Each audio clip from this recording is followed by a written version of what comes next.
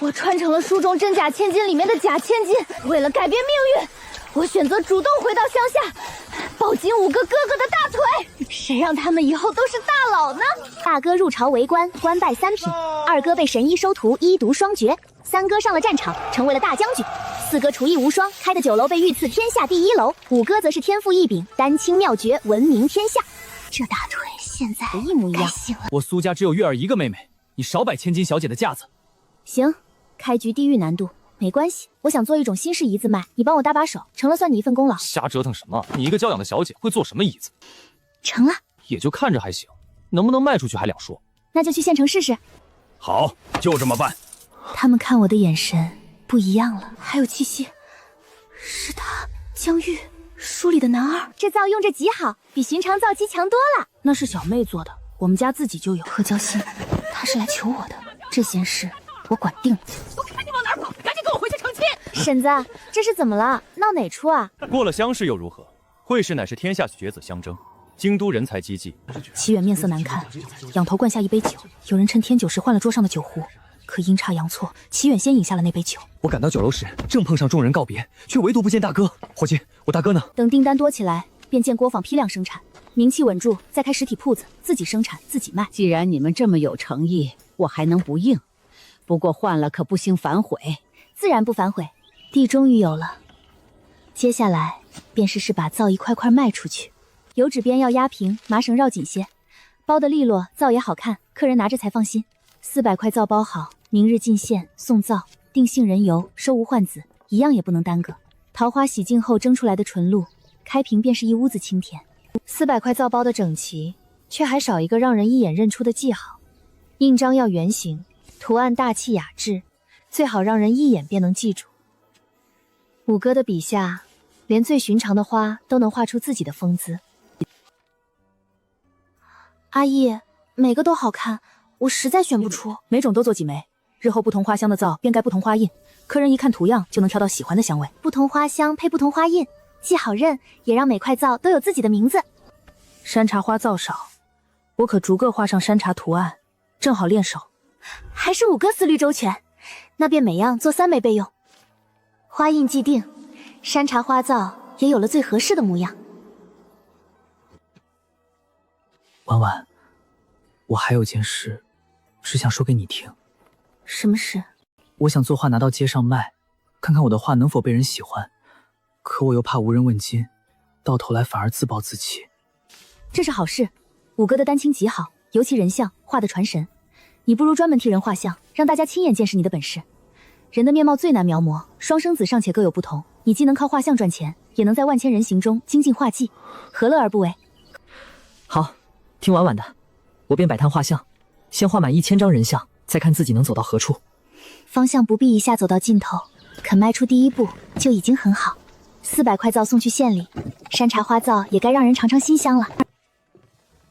哟，我还当是谁，原来是我家的女财神来了，可让我好等。开年后问皂的人络绎不绝，看来这次货带的正是时候。这2个月问皂的人险些把门槛踏破，尤其木发皂，我自己用了都舍不得放下，洗完头又香又滑，这次可带来了。山茶本味浓郁，被羊奶与杏仁油调和的清雅柔和，洗漱过后香气可以长久存留于肌肤之上。这款物件剩个几块，不知姑娘打算定什么价位？花香羊奶30文1块吧。这款香皂入肤清洁费心持久，定不宜过低。若是定价25文给您供货，余下5文便是您每块它的收益。可以，就按你说的价格来定。150块初代皂，150块染色皂，再加100块限定山茶皂，这一批货总算齐了。150块初代皂18两，染色皂24两，山茶花皂25两，合计67两，加上生前定金，这铺子靠羊奶皂能赚什么价？每次赚的钱都是我家铺子1个月的纯营收呢。山茶花已经过季，这100块皂卖完，便再也做不出同样的香味。这款山茶花年皂限定100块，卖完就没有了。下回我出山茶和桃花香的木发皂，放出去。木发皂定价38文1块，先到先得，到时候每块你吃6文利息。行，知道了。卖皂的银子留不住，能变成原料，变成下一批皂，才是真正能生钱的银子。300斤杏仁油能出2500块皂，20两银子换来500-600两的路子，这笔钱该花。掌柜的，和您打听一下，您这杏仁油都是从何处购得？他卖8文1斤，源头买入最多5-6文，我要找的是做油的价，不是让他再让1文。姑娘，你往后若长期在我家订杏仁油，我给你7文1斤，如何？不用了，掌柜，我就是问问而已。劳烦你把东西给我送到了。清河县总能打听到专门做杏仁油的人家，长久做这门生意，家里总少不了成片的杏树。姑娘放心，一定给您好好的送到家中。家里添了人，去年的稻子不够吃，舅舅一家帮着干活，自然不能叫他们白吃白住。今日银子虽花得见底，粮、油和造料却都落进了手里。积善堂囤的无患子都收好了，150斤，药堂只留了些备用的。150斤按2文一斤收，3两银子便够。二哥早早替我备好，省了不少功夫。无患子入药不多，眼下能收多少便先收多少。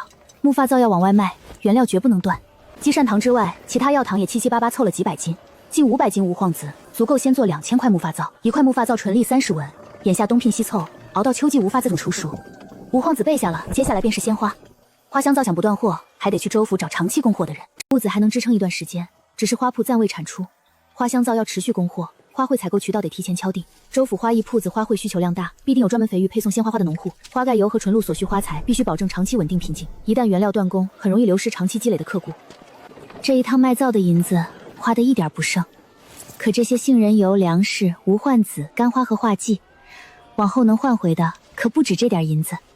这些东西加起来，做出的皂和走出的路，足够挣回1000两银子。杏仁油一日不找到源头，往后做的越多，受人撤酒便越多。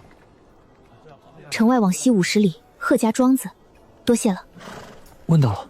贺家种了几座山的杏树，庄子里有作坊，杏干和杏仁油都是他们做出来的。贺家几座山的杏仁囤下来，一年能出上万斤油。杏干炒杏仁都好卖，偏杏仁油的好处还没人真正看见。去香州能久存，油也不缺。我要的是定做正好，他们按时送到贺家苏家。谈杏仁油，找鲜花供应，再带皂去府城找代理，一条线3件事都办妥。俺也去看四哥在月满西楼过得咋样。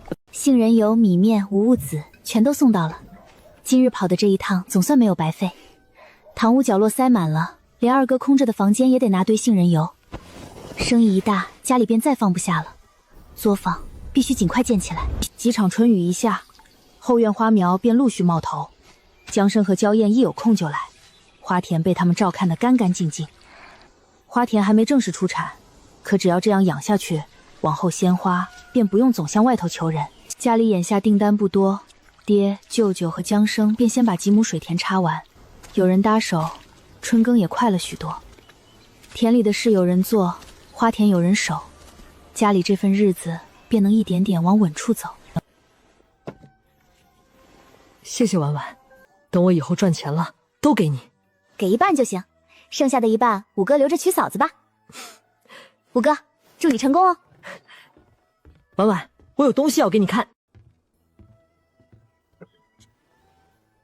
这么厚一叠，他平时都画了些什么？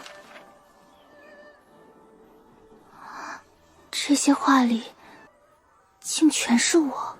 婉婉，我平日里闲来作画，画的最多的便是你，只因婉婉生得好看，不知你是否喜欢这些画作？我很喜欢，五哥画的特别出色，可否让我看一看你其他的作品？没想到他还创作了这么多不同题材的画作，山水、风景、花草、仕女，应有尽有，每一张都画得极好。若把这些画装上画轴，根本不输那些名家大卢的作品。这样的画若装上画轴，挂在屋里，定会比普通画纸更赏心悦目。看来我得买一些画轴回来给五哥作画用了，画出来的画还能挂在屋内欣赏呢。7天，基础款和染色款各做200块，香州的第一批货总算赶出来了。带去香州找代理，杏仁油和鲜花的供货也该一并谈下来。本村养羊人家的羊奶快要供给不上了，爹，麻烦您去周边歌村打听一下有饲养羊群的农户，提前把奶源储备妥当。4块皂品全部封装完毕，前往香州府的行程可以启程了。400块皂带去香州，杏仁油、鲜花和府城的市场也该一并打开了。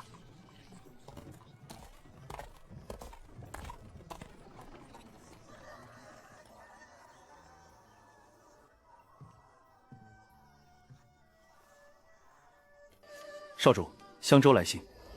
香州，他那边又有消息了。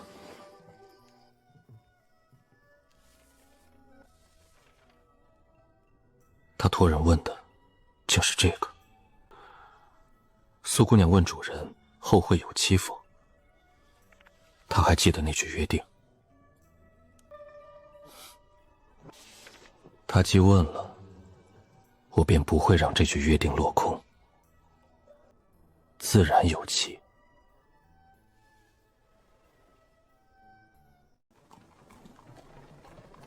婉婉，我带了2张100两银票，应该是这里了，还有几十两碎银，定油的定金足够，只要把源头拿下，羊奶皂就能少一笔成本。我不是来讨一份方便的，我要的是一条能长久供货的路。慢点，婉婉。庄子大，作坊也紧挨着，杏仁油的源头就在眼前，态度再差，这桩生意我也得稳稳谈下来。谁啊？你们是来讨水喝的吧？在外面等着，我去给你们倒茶去。衣着普通就被当成讨水的，看来今天这门槛得靠真本事跨过去。小哥，我们不喝水，我们是来订购杏仁油的。哎呦，冒犯了，是我眼拙，快请进。态度可以变，字据和货品的品质却不能含糊，我得亲眼看过，才敢把羊奶皂的根基交出去。这位管事先问数量，显然只认账上的买卖。我只要把需求清楚，他自然会认定。姑娘，我们这里1斤杏仁油是6文，你要订多少？100斤起送。我们要长期订油，希望你们可以定期送货。长期订购4个字才算真正开始，接下来就看他敢不敢接。他不是不信我，是在作算这笔买卖值不值得接。只要这药量够稳，我们这里的杏仁油是追100年传承的工艺，可放心食用。但您说要长期订购，请您详细告知怎么个订法。每个月送一次3到500斤左右，后期有需要的话，可能还得要更多。不知道你们家能不100斤只会是起步，等羊奶皂卖到更作坊油，我都未必够用。300斤只是开头，他若接得下，我就能把这条供货路牢牢攥在手里。供应自然是供应得上的。我们贺家作坊3座杏山，在清泉县也有几座杏山，年产杏仁上万公斤。3座杏山之下，还有清县的存货，能产杏仁油上万斤，仓中的存货是足够的，再多些也供应得上。这笔长驱写死就不会背回乡了。只是杏仁油在市面上并不如菜籽油好卖，不知姑娘每个月要这么多的杏仁油，有些用处不必说透。大叔，我要这杏仁油自然有我的用处，反正不是用来干坏事的。既然你们够立字据吧。他只是好奇，不是非要刨根问底，只要货好钱足，字据清楚，这笔生意就能做。日子从个月开始，每个月15店，准时往我家送货3件式丁油来。1个月300斤，就是18两银子。按照规矩，长期订购的话，作坊这边备货榨油，签订赠字据以后需要付定金。字据要签，定金要付，地址也得定金。等下个月15号货送到，这条供应路才算真正跑起来。按单算，留下10两银子定金。下个月15号油送到，结清8两尾款，再付下一批10两定金。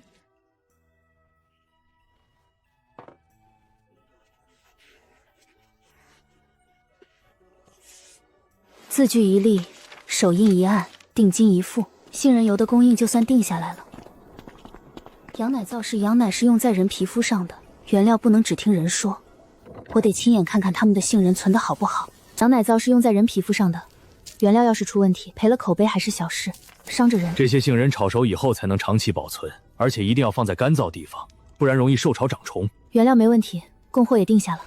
再耽搁下去，进香州府就要太晚了。我在贺家作坊耽搁了个把时辰，等赶到香州府，怕是已经是大下午了。油的源头已经稳了，进城以后还得找地方住下，再想办法把羊奶皂的路子铺进香州府。到了城里，先找一间能住的客栈，钱得花在刀刃上，住处能省就绝不多花。进城了，先找到月满西楼那条街，再看看附近有没有合适住的地方。三哥，去月满西楼那条街。好嘞。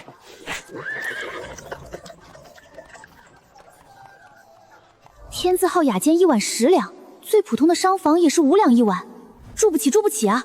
就算是现在少有资产，也舍不得这么造。走吧，住对街那家普通客栈，住处只是歇脚的地方，省下来的银子才是往后把生意做大的底气。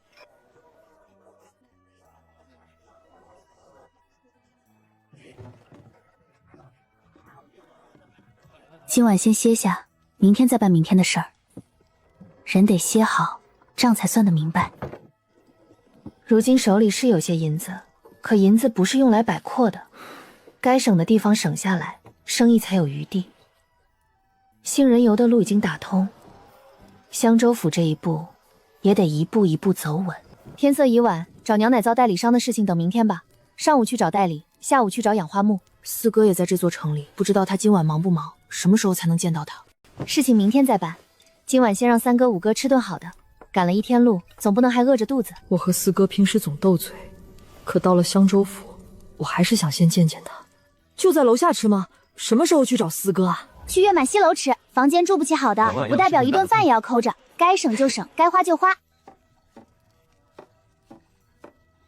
鼻子怎么忽然发痒？不会真是昨晚没盖好被子吧？我昨晚没盖好被子吗？着凉了？是，3哥5哥随便点，4哥随便。这话要是让4哥听见，定要说我偏心。可他在月满西楼忙着，今晚正好给他一个惊喜。4哥若知道婉婉请客时也没忘了他，嘴上肯定不饶人，心里却会高兴。春天的新襦裙摆在眼前，叫人怎么挪得开脚？在现代我就舍得打扮自己，住处够用便好，衣裳和心情却该认真挑一挑。春季的各色襦裙摆在一处，像是把整个春天都挂进了店里。姑娘想买襦裙吗？我帮您挑啊。好，穿得体面些，往后谈生意也不至于总叫人先看清了去。姑娘，我叫孟娘，你喜欢什么颜色啊？尽管告诉我，我帮你挑合适你的。我喜欢淡雅一点的颜色，不用太张扬。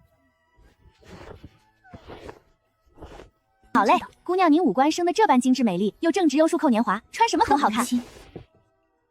淡紫像春雾，蓝白像清溪，可这套红白色一露出来，竟比我想的更明媚。姑娘，我觉得你穿这套一定格外好看，你生得这般好看，肤如凝脂，唇红齿白，穿红色更能衬得你娇俏明媚。那我试试吧。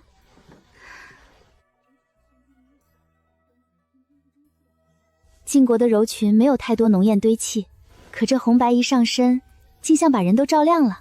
天爷啊，真是美极了！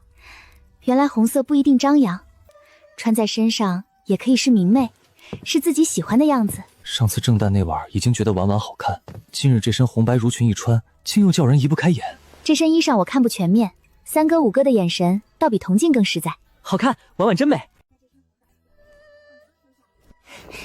3哥5哥，好看吗？好看，婉婉真美。好看，真美。淡紫温柔，蓝白清丽，红白明媚，3套我都试过，也都舍不得放下。既然每一套都喜欢，能靠自己赚来的银子挑喜欢的东西，本来就是件高兴事。我给自己挑了喜欢的，也得给娘挑2身规规矩矩的新衣裳。她该穿得体面些，3套襦裙，2套娘的衣裳，2双绣花鞋，30两银子转眼就没了。可这钱花得值，自己扯不找人做，不一定有这里好看。既然挑中了，就别为了省一点银子委屈自己和娘。哥哥们也去买2身吧，再给爹和2哥也挑2身。这次我特意给大家买衣裳的。你3晚今后可是苏老板了，便惦记给一家打扮体面些。可婉怎那么好做甚？爹平时还要下地呢，你让他穿上长袍，再裹一身泥巴回来不成？你真想给我们置办行头，就去县里扯些布，叫娘随便缝2身。天气暖了，不塞棉花，省事的很。婉婉需要穿得多好？是啊，婉婉，我们不需要穿那么好，把给我们买衣裳的银子省下来，给婉婉买好看的珠花和胭脂。正经的感觉。他们越说不需要，我越想让他们知道，往后我有本事让一家人都穿得体面。等我以后赚的银子多得花不完，我也不问你们了，直接买了送来，让你们穿也得穿，不穿也得穿。这一句先记下，等我真的赚到花不完的银子，谁也别想再推辞。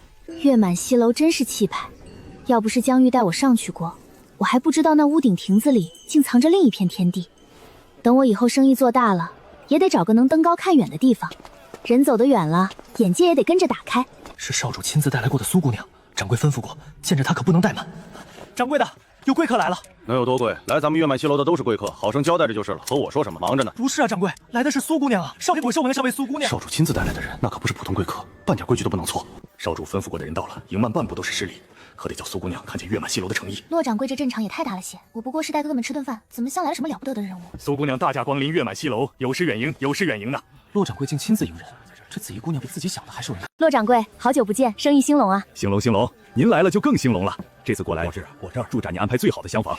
我住的客栈苏苏里喝出了，我不用你们建来的酒店好叫，就是带着哥哥们来吃个饭，顺便看看我4哥。苏姑娘，您来州府本可直接住在月满西楼，公子也是这里的东家之一，他特意交代苏家人住店一律免费。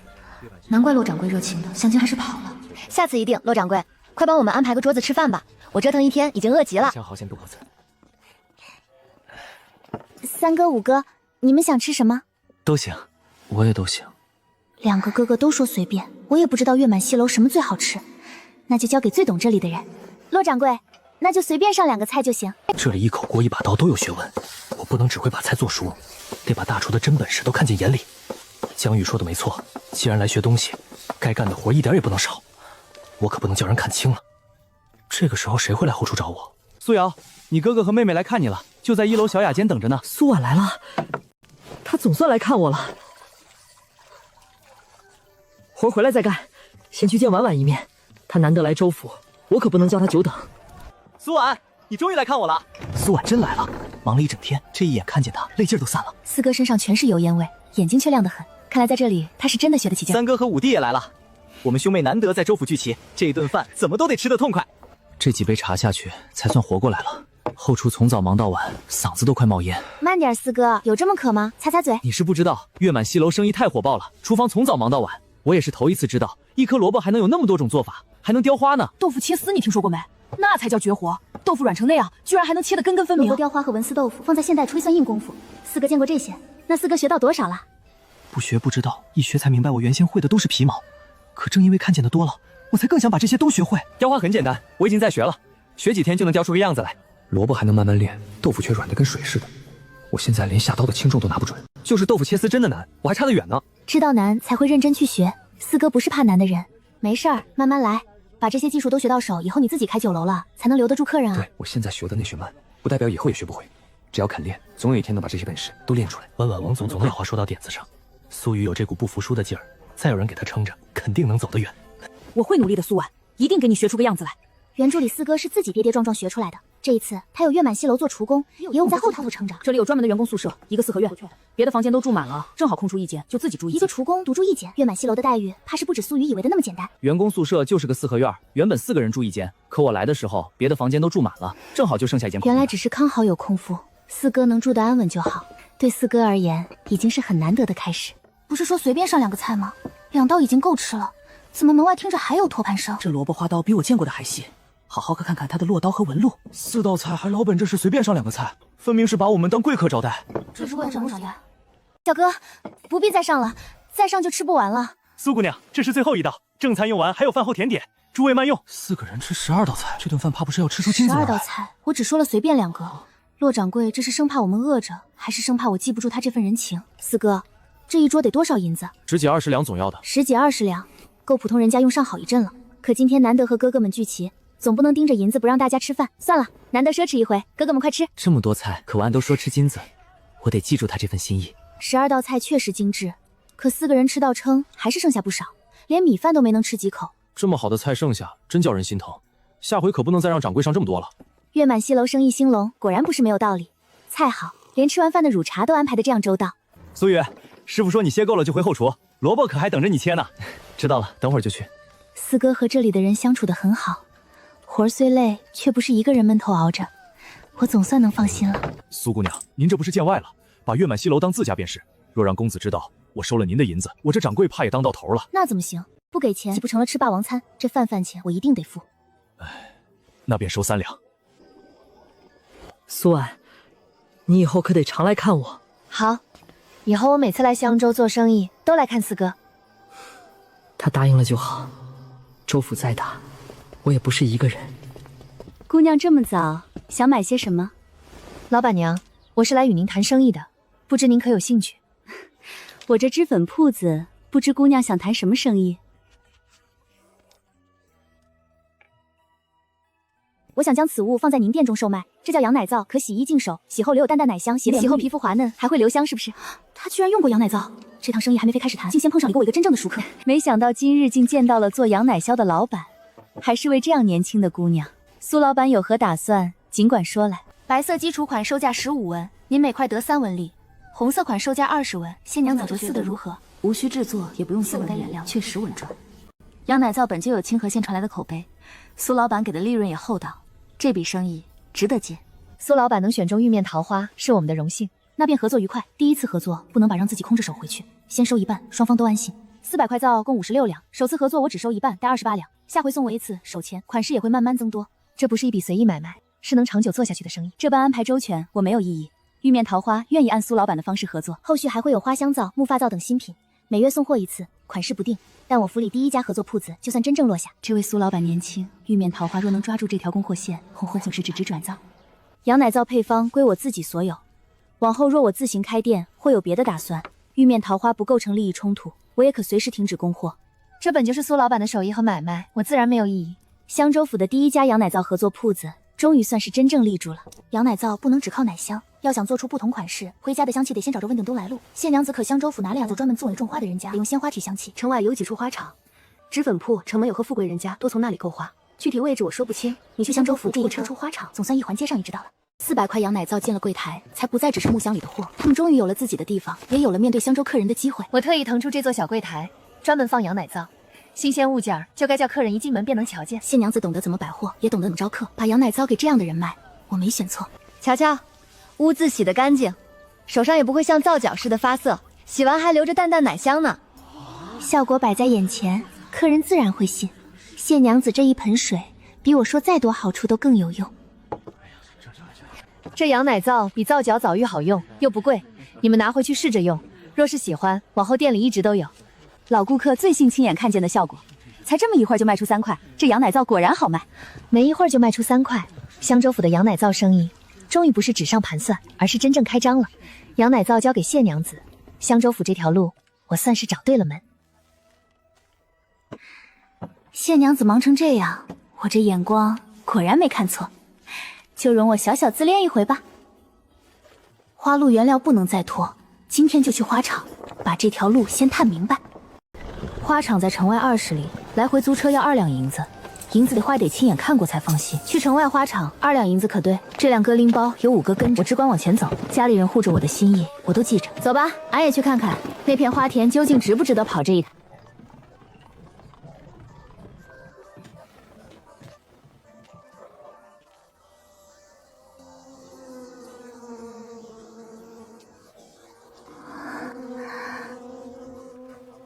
姑娘，这花娇贵，若想运得新鲜，得连根带土挖起。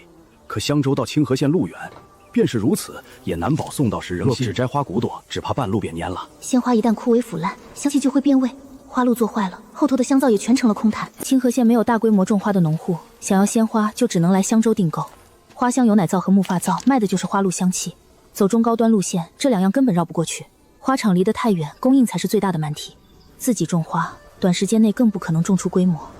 我原先只想着在乡下办作坊，却没算清鲜花根本运不过去。婉婉，既然你想把羊奶皂生意做好，不如直接搬到香州来办作坊。搬到香州？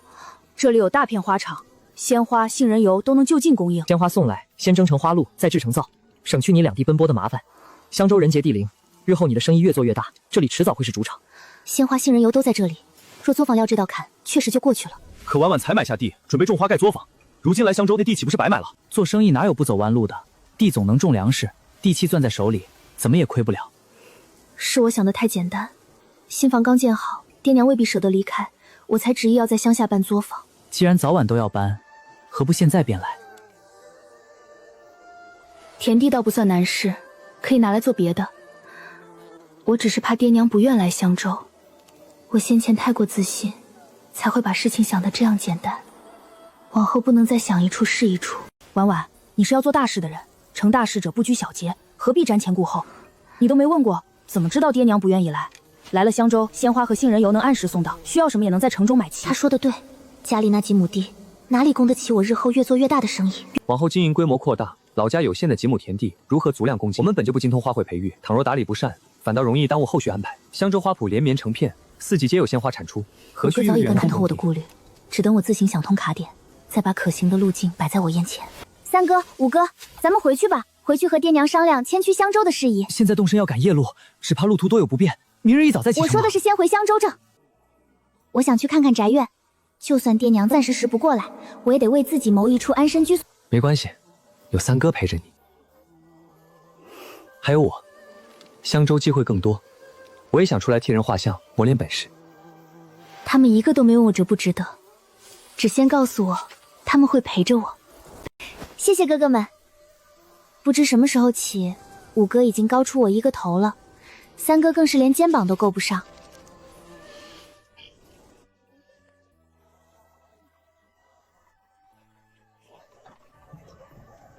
老五，婉婉配的花还挺好看。确实好看。这一趟没定成鲜花，却替我找到了新路。搬去香州的事，得快些落定。这山丹花真香，做成香皂肯定好闻。只是得快些，农户说山丹花花期不足1个月，其他几种过了这个月也要败了。最迟半个月，住处和作坊的事都得定下，赶在花期结束前先征出足够的花路。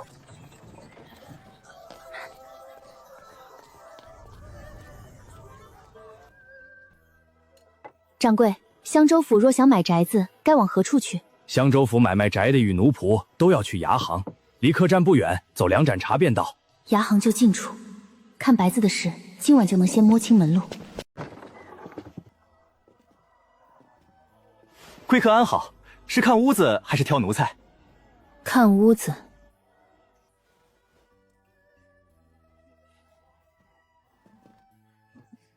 贵客想要几进的宅子？家中几口人？多少主子奴仆？想要热闹地段还是清幽处措？家中8口人，没有奴仆，不过有客人常住，按12克算。舅舅一家若来帮忙，总作坊要做大，住处不能只顾眼前。按这人数，3宅子便足够，主人房、下人房、客房皆齐全。那3进宅子得多少银子？这得看地段，繁华市面旁自然贵些。住处要安稳，作坊却不能只顾眼前。若生意做大，总得留出扩展的余地。贵客可还有旁的要求？说的细些，小的也好替您挑选，免得几位奔波。劳烦回避片刻，我同哥哥商量商量。3哥5哥，你们觉得是置办一处大宅院，在家中制作的有奶灶，还是另寻院落设立加工工坊？另寻院落。生意若有逐利的加工房，居家张场所开制作多有不便。居所算是安身之土，军坊是混杂一地，长久下来只会互相拖累制约。租个院子应当花不了多少银子，日后也好拓展。那便先买房子，作坊另找地方。叫伙计进来吧。预算2000两，只要宅子干净清幽，不必靠近闹市。第一处新宅精致又便利，只是隔壁出过事，再便宜也难让人住得安心。第2处宽敞却离市集太远。第3处虽旧些，离月满西洋和菜市都近。第3处在城中，离月满西楼只隔2条街，菜市也近，售价1880两。后院虽不大，却有池塘、假山流水，还有2棵芙蓉树。这样的院子住进去一定很舒服。前住户可清白，家中是否有人染过疫瓶或行事不端？贵客放心，前住户姓王，是书香门第，家中一位公子中了进士，如今调任徽州做县令。王家半年前举家走，离开时宅院收得干净，才紧要。书香门第，行事也清白，价钱公道，地段也好，可以。虽不如前2处宽敞，却清幽雅致，生活便利。最要紧的是婉婉喜欢。他们说的对，宅子住得舒心，价格又在预算内，何必再为了一点宽敞勉强自己？这宅子我们要了，只是家不在襄州，身上没带足银票，可否先交100两定金，3日后带尾款来交易？自然可以，先交100两定金，3日后补提1780两。只是若贵客违约，定金只能退度1半，这是行里的规。无异议，但需有盖章字。那自然，我们牙行替朝廷办事，绝不失信。贵客可先想想匾额的名字，待地契到手，牙行免费送匾。苏府实在太俗了，既然是新家，匾额也得取个雅致的名字。宅子定下，接下来便是作坊。作坊前期先租院子，等生意稳定。花田供应和1亩都不够，却能用来养蜂。既然答应给他们盼头，这一觉睡得真沉。等回到家，还要面对爹娘愿不愿搬来的事。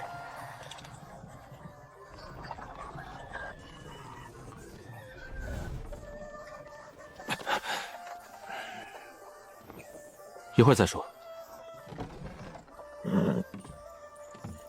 二哥怎么突然带了师傅回来？这位姑娘又是谁？原来这便是二哥的神医师傅。眼前这姑娘，想来便是孙灵儿了。苏木，不替我引荐引荐你的家人？师傅，我3弟苏晨，5弟苏毅，这是家中幼妹苏婉。婉婉，这位是我师孙北岛，这位是师傅的孙女孙灵儿。二哥，你何时多了个师傅？孙先生、孙姑娘远道登门，家中简舟，还请见谅。苏夫人不必客气，我已收苏木为关门弟子，往后便是一家人。苏木天资极佳，是难得的学艺奇才，我不愿明珠蒙尘，故收他为徒。此次前来是想带他游历四方，悬壶济世此去，短则1年半载，长则3年5载，未必能归家。游子在外，父母挂念乃是常情，但他若想早日成才，便不能困于方寸之地。今日眼里最是寡言，他是真的想去。老夫年过花甲，不愿一身本寿后继无人，愿倾囊相交。爹娘，儿子已决定随师父游历，学治病救人的本事，见晋国大好山河，恳请爹娘应允。儿子不能在跟前尽孝，待学成归来，定能日日侍奉二老。老先生姓孙，不知可否冒昧请教您的大名？无妨，老夫行不更名，坐不改姓，孙北斗是也。孙北斗，莫非是那位名江湖医毒双绝的孙北斗大师？正是老夫。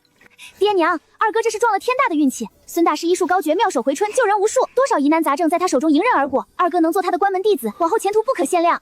木儿，万万说的都是真的。是真的。已经说到这一步，就看大娘舍不舍得放二哥去闯一回了。那便是我们家三生有幸。木儿，你跟着孙先生好好学，莫要辜负先生厚望。你要认真学医，将来治病救人，造福百姓。多谢爹娘。二哥就等到了这一步，往后天高路远，他该去见见更大的天地。快起来！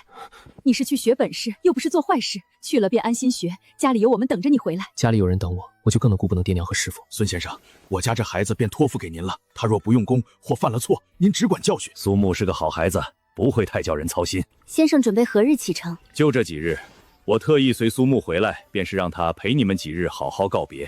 我与灵儿先去襄州等他。我后日正要在襄州，正好能同二哥一道，也让他先看看新宅子。先生和孙姑娘不如在家住2日，我去收拾房间。留宿不必，留下吃顿晚饭便好。那今晚我亲自下厨，我从襄州带了不少点心回来，娘先拿给先生和孙姑娘尝尝。苏木陪先生说话，老五，你不是画的一手好画，给孙姑娘画一幅，莫叫人家无趣。我这就去拿纸笔颜料。五哥一拿起笔，整个人就像变了。孙姑娘见了多半会吃惊。不必麻烦，我不觉得无趣。孙姑娘，苏玉表弟画的可好了，你一定得试试。灵儿，便让他画吧，莫辜负苏先生一番心意。不能画坏，既然答应了，就得把最好的拿出来。笔不能停，神韵要留住，不能只画出一个空壳子。这孩子落笔沉稳，画中已有灵气，倒真叫人意外。妙啊！你这丹青师从何处？晚辈不曾拜师，皆是自学。无师自通，你今年不过15多岁吧？晚辈虚岁16。若真如此，你这天赋才称得上200年不出其右。我只是喜欢画，也从没想过这能算什么了不了的本事。可惜老夫不是什么丹青大儒，否则定要引荐你去拜师。若能悉心培养，日后成就不可限量。先生谬赞，能得先生赏识，已是晚辈之幸。爷爷竟夸得这样郑重，他画出来的我会是什么样子？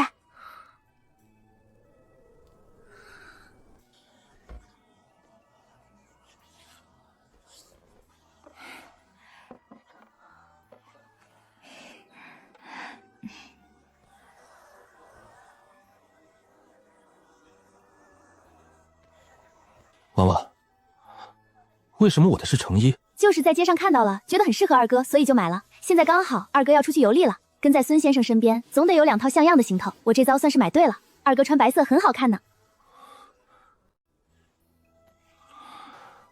我和婉相处最少，也没为他做过什么，他却什么都惦记着我。怎么了？二哥不喜欢吗？没有，我很喜欢，就是在想着婉婉对我这么好，奈何我现在一事无成，要怎么回报你呢？嗨，我还以为什么事呢。二哥要是过意不去，以后就想法子多给我备点嫁妆吧。他只是说笑，可我得记着，以后总要让他风风光光出嫁。我这可不做亏本买卖。婉婉呐，你刚刚说你在襄州开了府是什么意思？还有接襄州一家以后的路，都该一次说清楚。爹，我在襄州买了宅子，我想请爹娘跟我去襄州，也想请舅舅一家帮我做牛奶皂，作坊做起来，咱们就能有自己的营生。家里的田才刚种下，我知道爹娘舍不得，可襄州的宅子和作坊都得有人撑起来，我想让咱们一家有更宽的路走。婉婉啊，爹是支持你去襄州的，不过你容我和你娘晚上好好商量商量。好，我还有1天时间，不着急，爹娘好好商量，明早给我准信就好。婉婉，你愿意给舅舅留一条活路，舅舅真的很感激你。你的事儿就是我的事，我一定踏踏实实、尽心尽力的做。羊奶皂的那秘方我半点不往外泄露，到时候你写文书，我签字画押，若敢违背，你只管送我去见官。舅舅相信你，以后咱们同心协力，共赴美好未来。婉婉，我和你娘已经商量过了，去襄州的事就让你娘、你哥哥们和舅舅一家先陪着你，爹就留在家里看家，照顾好这一季农田，还有地里的辣椒。等稻子收完了，爹再去襄州找你们。爹做事有始有终，这一季稻田，或许也是他与土地最后一次好好告别。你们6兄妹以后都是要出人头地的，爹不能只看着眼前，目光短浅。爹不是会往前看，他只是想把脚下的路走得圆满。可爹做事有始有终，这季稻田，我得亲手把它收完了才算了。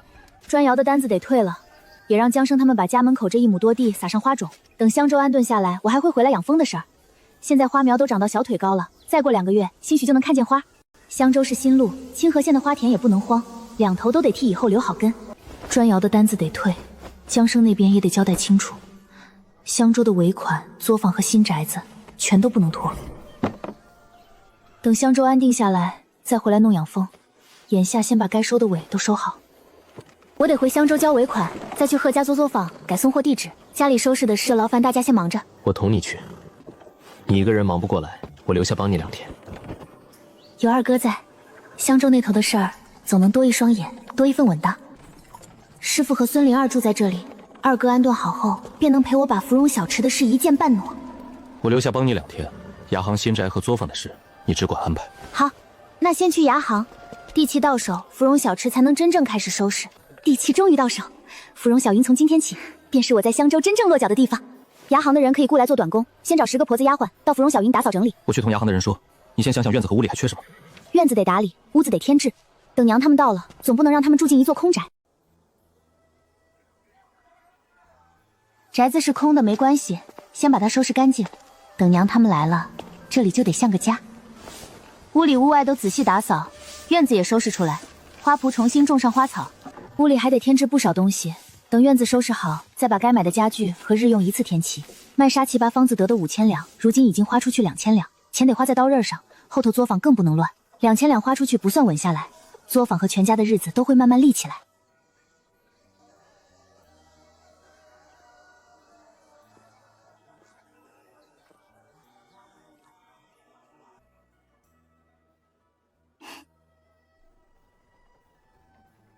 床得全部换新，旁人睡过的东西我总归不放心。所有房间的床都换成新的，茶几、衣柜若是完好，就先留下用着。还有房里隔开外间和里间的纱帘，损坏的也一并换掉，别留着将就，能留的留下，该换的就换。每一笔银子都得花得明白。几百斤杏仁油，500斤无惠子，还有模具，光这些就占了2辆马车。作坊不能再东西都拉来了，杏仁油、无惠子和模具占2辆车，后头还有家具。家里人都到了，原料也到了，婉婉肩上的事儿只会越来越多。木工店、布艺店，还有缺的杂物，全得记下来。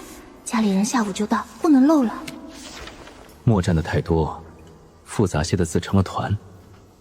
偏偏他还写得这么认真。二哥，你别笑话我。没想到我们家婉婉也有不擅长的事情啊。人无完人嘛，我写成这样已经不错了，至少还认得出来。毛笔字确实难写，可二哥在这儿，清单总不会再乱成一团。宅子里这些事交给我，家具送来后我替你看着，清单也由我来记。你不是还要找作坊的院子？赶紧去牙行，早些定下来，我也能安心随师傅走。那行，我先去牙行，爹娘他们下午就到。二哥，家里的事情就拜托你了。苏小姐，今日来是有何指教？我想再看看院子，要能开作坊，院子得大，还得有几间房能住人，能放东西。有的，符合您要求的大院子不少，离您府上近的有4所。我可以一一带您去看。院子够大，晒香皂绰绰有余，几间房能住人，也能留作仓库，这里最合适。这里1年起租，月租20两，院里有井，水不用愁。若整租1年，共200两。有井有院有房，离家还近。作坊要开，这笔银子省不得。这所院子我租了，按1年算，200两便200两。今日就把文书办妥。院中有井，取水方便，厢房和院屏您都可按作坊用途收拾。文书办妥后，钥匙便归您。作坊院子定下了，原料有地方放。日后雇了人也有地方住，院子有了，工人却不能随便雇。杨乃造的方子若从人手里漏出去，后头的生意就全白做了。这事得回去同家里人商量，买多少人做事，怎么管住秘方，都得先想周全。爹娘他们已经到了，家具也送齐了。好在作坊院子刚刚定下，这些原料不用再搬进家里。婉婉，你去租院子了？我刚刚到处找你，没找着。我去租作坊院子了，原料先别搬进家里，直接送去新院子，省得来回折腾。行，我带人把东西直接送去作坊。你拿好钥匙，到了先把院门开了。原料先入作坊，家里才不至于堆成一团。等人手定下，杨乃造就能在襄州真正做起来。三哥，原料都放进右边这间屋，先整齐堆好，以后家里不必再留这些东西占地方。好，先放这儿，等作坊的人手定了，取用也方便。院子、原料、仓房都齐了，下一步就是找到既能做事又守得住秘密的人。这间离芙蓉树最近，等它开花的时候，我就在这里看着。我住这间，离芙蓉树最近，主卧和次卧分开住，大家也都能选自己喜欢的房间。池塘清出来了，还引了活水，荷花先种下，等过些日子再去挑几尾锦鲤回来。这院子慢慢添起来就会很好，你总能把空地方变得有生气。大哥和四哥的房间都收拾出来了，还得去信京都，让大哥以后来信就寄到芙蓉小亭。芙蓉小亭总会住满苏家人，等大哥回来也该知道，这里是我们的新家了。现在住处还有作坊已经定下来了，当务之急就是要把作坊给收拾出来，然后我打算去牙行买点人回来做事。要是雇佣的话，我怕会把方子泄露出去，不保险，干脆就买奴隶回来，卖身契在咱们手上，他们不敢背叛。所以我想问问大家的意见，有卖身契在手，就等于遏制住了他们，他们不敢造次，也不敢为了利益让自己一辈子，甚至自己的后代都摆脱不了奴籍。你是老板，这事儿你自己看着办就行，我们没意见。婉婉，你这倒是考虑到位了，确实，保险起见的话，还是买人回来干活比较踏实。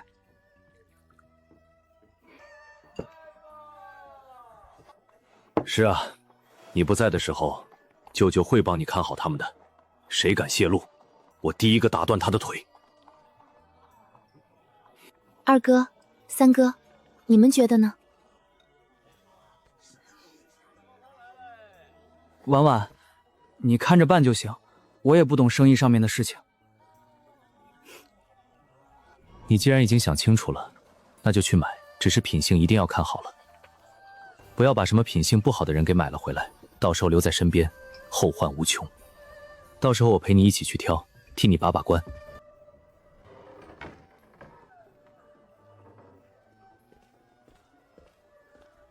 贵人，您要挑奴隶是要男丁还是女奴？年岁可有要求？相貌可有要求？是做细活的还是做粗工的？年轻一些的，做事细心的，力气要大，脾气要好。品貌没有要求，只要是个眼里有活的都行。再一个，心思要端正，不能有坏心眼子。男丁要2个，奴婢要3个。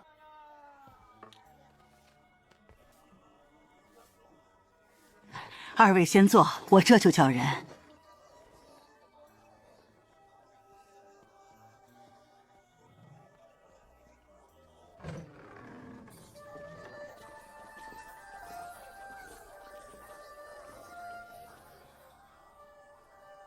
贵人，人都带来了。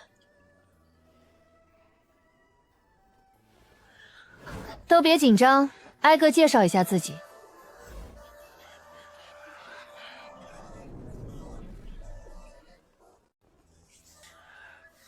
答话利落，不露怯的，都先留下。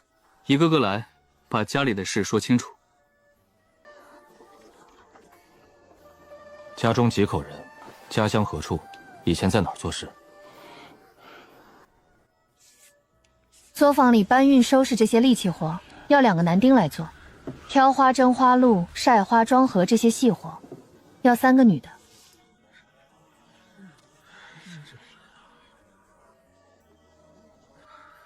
芒正、谷雨、小满，你们3个留下。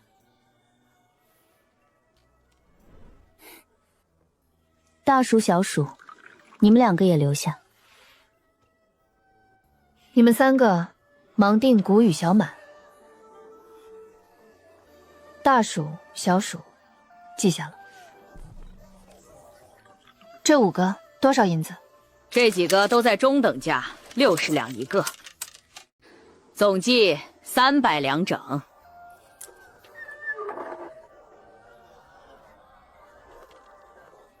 劳烦嬷嬷忙前忙后，这边赏钱收着。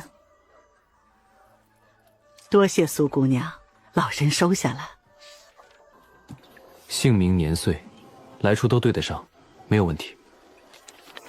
既然无误，气质我们便收下了。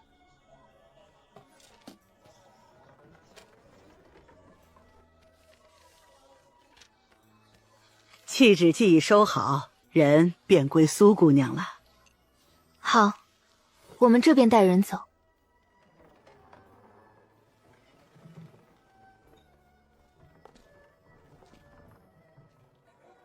跟紧些，别落下。是，大小姐。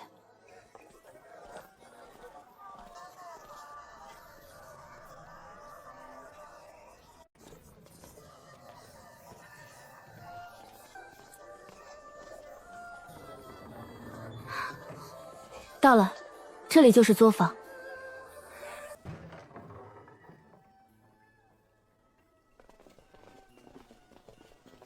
都进来，先认认地方。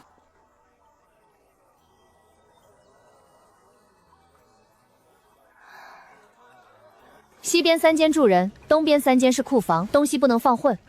北边是厨房，柴米油盐都在里头，平时自己做饭。是，大小姐。先把东西收拾好，收拾完再到院里来。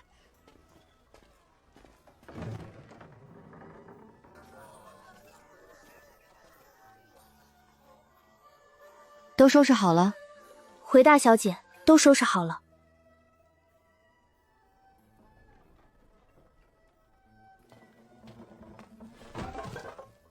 柴火都堆进厨房稀碎角，别挡着灶台。大小姐，我们来搬。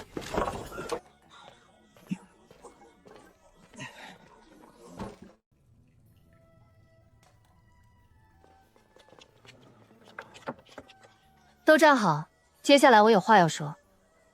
是，大小姐。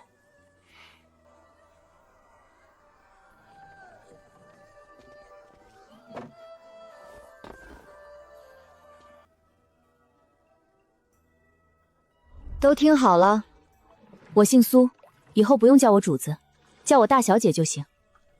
以后你们就在作坊做事，帮着做东西，具体怎么做，我会亲自教你们。厨房里的东西都备好了，你们自己开火吃饭。你们跟着我做事，我不会亏待你们。在我这里，没人把你们当奴隶看。往后每个月，我给你们每人2两银子的工钱，不让你们白干。平时衣食住行有不满，都能来和我提。每个季度，我会给你们每人做2身新衣裳和新鞋换洗。逢年过节有红包。做事做累了，每个月也有2天休息制，想去哪儿玩都行。但卖身契在我手上，作坊里不该泄露的东西，谁也不能往外说。要是泄露出去，我会毫不犹豫发卖你们。离开我这里，未必还有这样的待遇。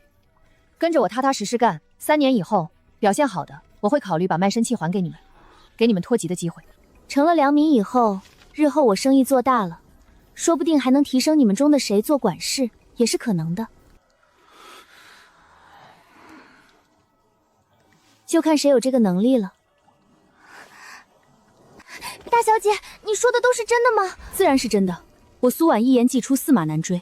只要你们按照我说的那样好好做事，有上进心，没什么是不可能的。我要的不多，只是绝对的忠心耿耿而已。你们给我忠心，我给你们光明，不好吗？我等愿为大小姐肝脑涂地，死而后已，绝不背叛。小婉古语。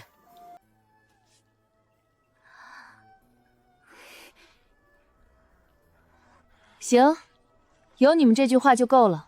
你们都起来吧。芒正，你过来。是，大小姐。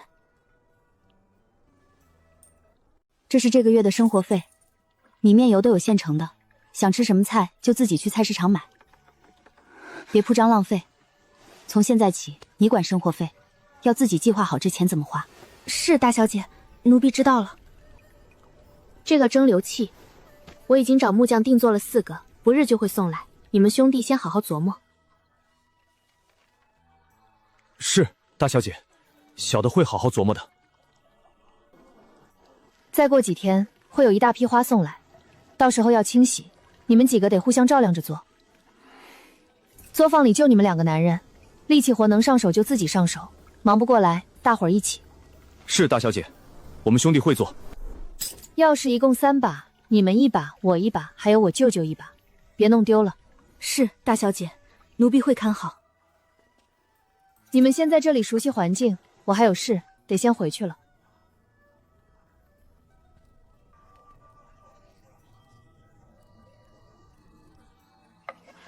先看碱水，沉淀好了才能往下做。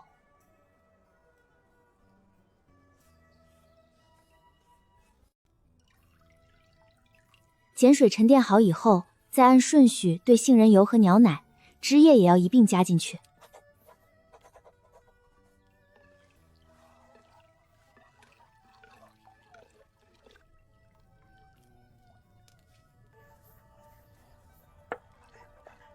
加一点桃粉调色，最后出来就是粉棕色。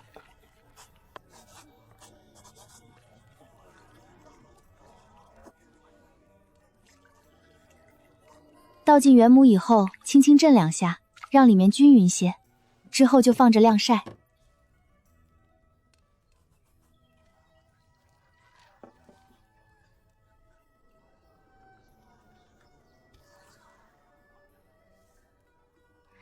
晾3日就能脱模，先把这一批包起来。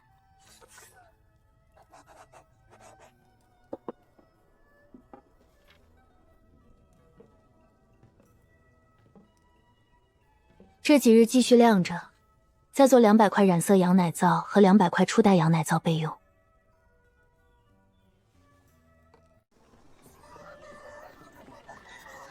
先去把羊奶和花定下来。二哥，我去找四哥。孙姑娘，久等了吧？老师呢？没有，我爷爷在楼上呢，我去叫他。我爷爷在楼上，我这就带你去。有劳孙姑娘。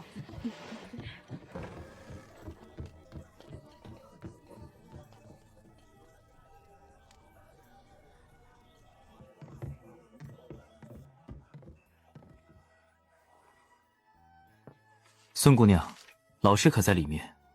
我来向先生辞行。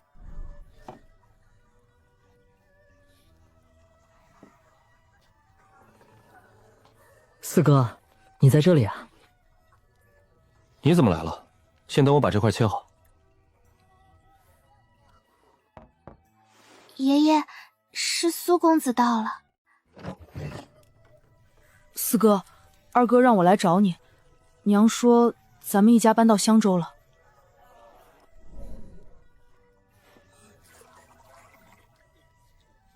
我成功了！我终于成功了！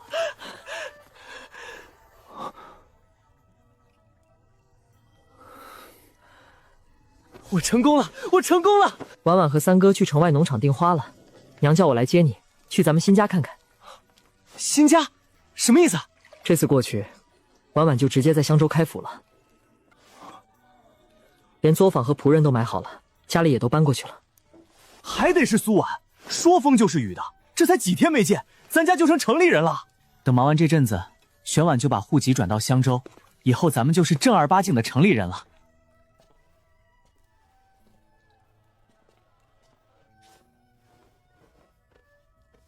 掌柜和厨师长，我攒了5天休沐，想回家看看，今日先告个假。去吧，后厨这边少你1天也忙得过来。老师，家里已经搬得到襄州了，婉婉在那边置了宅子，作坊和人手也都安排妥了。哦，那便去一趟吧，正好我还想吃你们家的红烧肉。我还想吃辣椒炒鸡，能不能多放点辣椒？当然可以，辣椒面也带一点，家里种了许多，够吃。走吧，俺也去瞧瞧这芙蓉小亭。老师请，楼下我2个弟弟也在等着。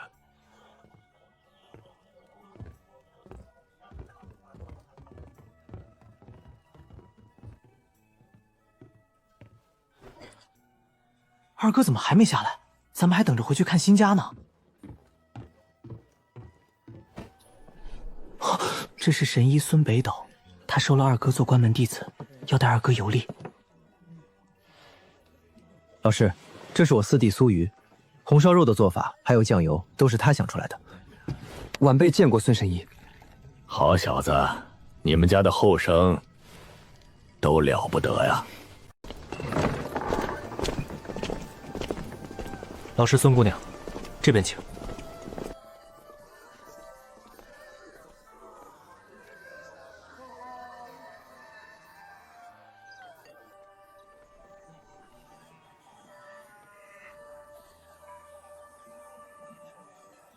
花都送作坊，羊奶10天送1次，每次10坛。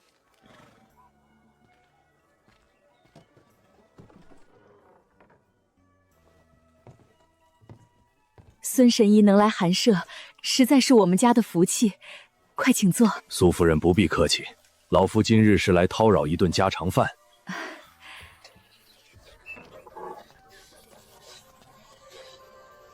你回来了，今天真好看。几天不见，四哥怎么这么会说话了？我爱说实话，好看就是好看，不好看我也不会硬夸。还需要我做什么？我帮你。不用你做，今天穿得漂亮，别把衣裳弄脏了。去灶前看火，咱俩唠唠。行，那我就帮你看火。这厨房里的事我一个人就能搞定，你坐着看火就行。好，那我坐这儿陪你唠唠。